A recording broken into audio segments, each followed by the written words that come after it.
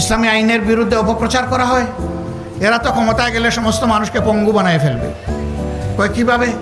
বলে যে এই দেশের মানুষ, বেশিরভাগ মানুষ জনগণের সম্পদ চুরি করে, তো বেশিরভাগ মানুষের হাত কাটা যদি যায় তাইলে তো এই সমাজটা হাত কাটা বাহিনীর সমাজ হয়ে যাবে। না, হাত কাটা যাবে।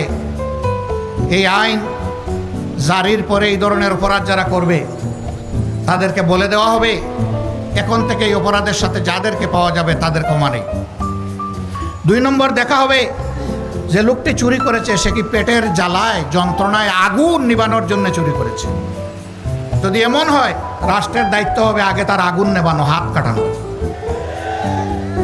আগে তার বৈধ আয় উপার্জনের ব্যবস্থা করে দেওয়া। যদি সেরকম কিছু সক্ষমতা তার না থাকে তাহলে রাষ্ট্রকেই পরিবারের দায়িত্ব বহন করতে হবে। এরপরে লোভের বশবর্তী হয়ে কেউ যদি চুরি করে তাহলে 2-1টা হাত কাটা যাবে প্রকাশ্যে, গোপনে নয়, যাতে সারা দেশবাসী এটা থেকে শিক্ষা নেয়। এখন কে সমাজে এই হাত কাটা বাহিনীর সদস্য হতে চাইবে? তখন পরিবারের সদস্যদেরকে বলবে চুরি করব তোমাদের জন্য, হাত কাটা যাবে আমার, আর এই হাত নিয়ে অপমানজনকভাবে আমি বেঁচে থাকবো। আমার পক্ষে আজ থেকে আর চুরি করা সম্ভব নয়। জিনার শাস্তির সঙ্গে সার।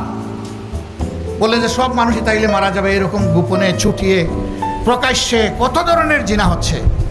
হ্যাঁ, ওরকম 2-1 জনের শাস্তি হলে বাকিরা তওবা করে আড়ালে চলে যাবে ইনশাআল্লাহ। মা বোনরা নিরাপদ হয়ে যাবে।